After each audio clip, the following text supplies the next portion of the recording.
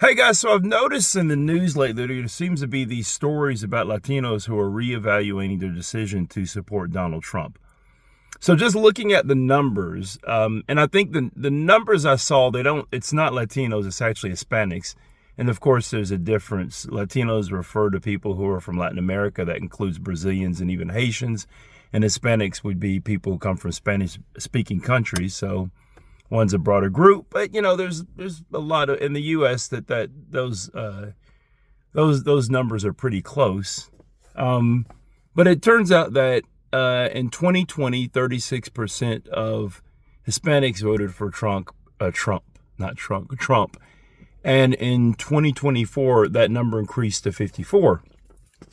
And this was a conversation I had with my mother. She was asking, because she's seeing things through the lens of race, and kind of saying, like, isn't it obvious that Trump is kind of racist and xenophobic? Why would they vote for him? I'm going to address that in a second. But the one thing I tell my mother is, well, first of all, saying Hispanics voting for Trump is kind of using that as a gauge, as a demographic group to measure is kind of off anyway, because it would be like saying Anglos. It'd be like lumping Americans and Canadians and Australians and Jamaicans and people from Guyana in one category. Just saying that, well, they're people who speak English.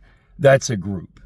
And that makes that the problem with that is that you're talking about different groups groups that have a different history, a different view of things. So, for example, if you have people who come from Venezuela and Cuba, they may be more open to the message of the Democrats are socialist / communists, and they're trying to create some type of dictatorial system, one that you may have seen in your home country, right?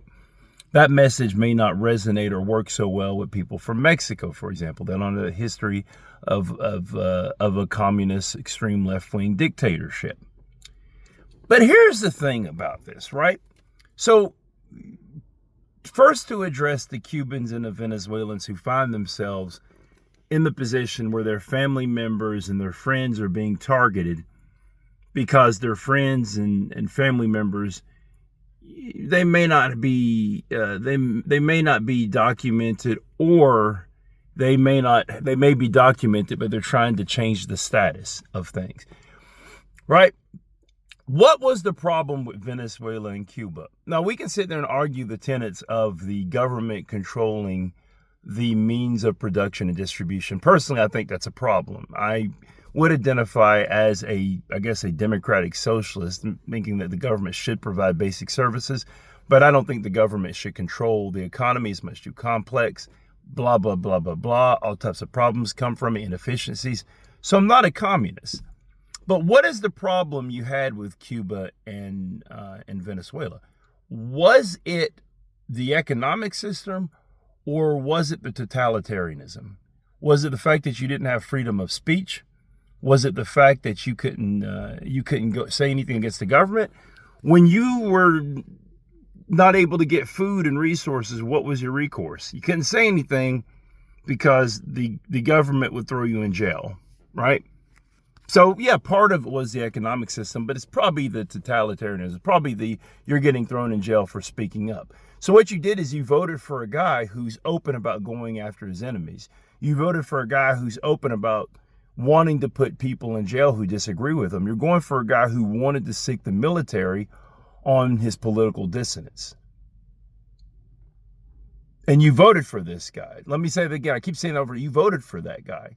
So the whole thing about, like, oh, I don't like that type of government. You're trying to recreate that government, right? But minus the part that gives everybody basic resources to live, like universal health care, as you find in Cuba, or subsidized gas, like you find in poor-ass, starving Venezuela.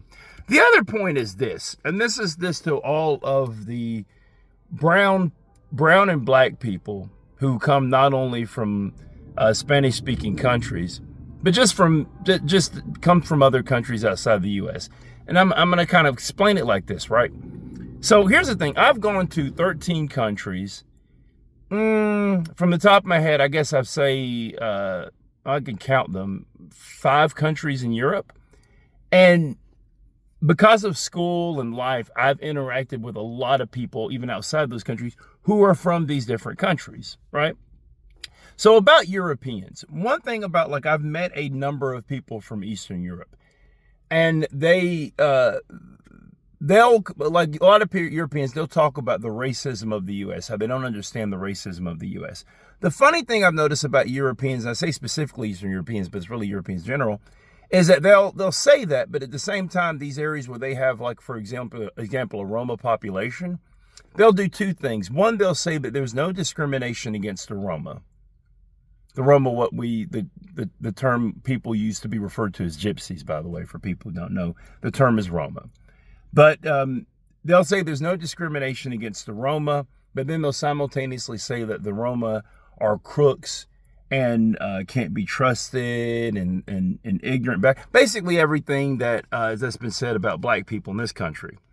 But then if you listen to the Roma, if you listen to interviews of Roma and the experience of the Roma, they'll tell a story which is very much, whether they're Roma in France, whether they're Roma in for example, Romania, they'll tell a story which very much parallels the story of black Americans, right?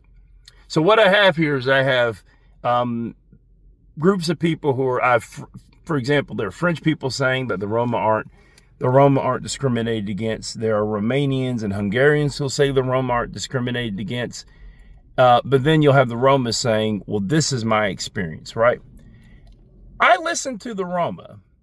Look, when the Roma tell me that because of how people view us, because we're visible minorities, because if you look at Roma in a lot of these countries, they do look different. They tend to have darker complexions and darker hair. Not all of them, but they tend to be, they look different. Besides the culture that they keep, and they have often their parallel language, besides the language of the country they live in, they stick out a lot of times.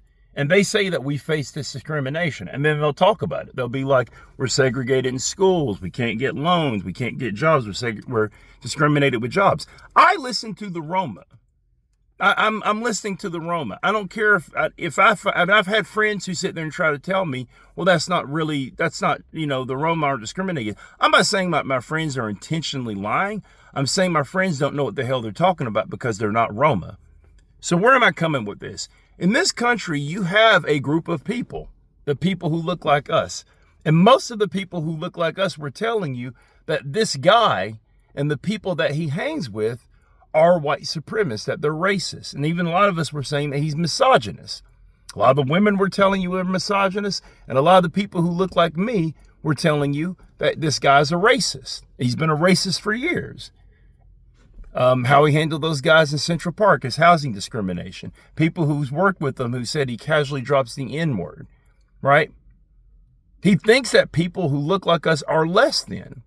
We were telling you this, but you didn't listen because you never listen. Because you come to this country and you look at the people who look like us and you say, well, look at the reason that they're in that position, the reason they say those things is because, well, they're just lazy or they're backwards. And the funny thing is that people who even look like us, a person who looks just like me will come to this country and then tell me how I'm lazy and tell me how I need to work hard and how I need to do this and how I need to do that, right? And say that we're always crying about racism and whatever. Let me tell you something. This country can be really great. This country can be really, really good. Right? And I believe in the American project, but that doesn't include me pretending things aren't what they are. So all these people who came over here and did two things. One, you came over here and you were like, well, I'll vote for the dictator. I'll vote for the guy who said he wants to be dictator for the day. I'll vote for the guy who says he wants to, he wish he'd been able to send sick military on protesters. I'm going to vote for the guy who has a history of discriminating against people who don't look like him, who people who look like me, who's saying people who look like me are eating dogs and cats who are poisoning the blood of the country, right? The guy who casually talks about sexually assaulting women. You voted for him and you thought, I don't know why you thought, because a lot of y'all ain't much lighter than me, but you thought that they were going to go after everybody else but you. And you thought that if you did everything right, you would get all the privileges. Well, here's the thing. I hate to tell you this, but you're not white. And no matter what you do, you're never going to be white. And now a whole lot of people are waking up and realizing this. And it's something they should have learned a long time ago. And my sympathy, honestly, in some of these cases, I just find it kind of funny.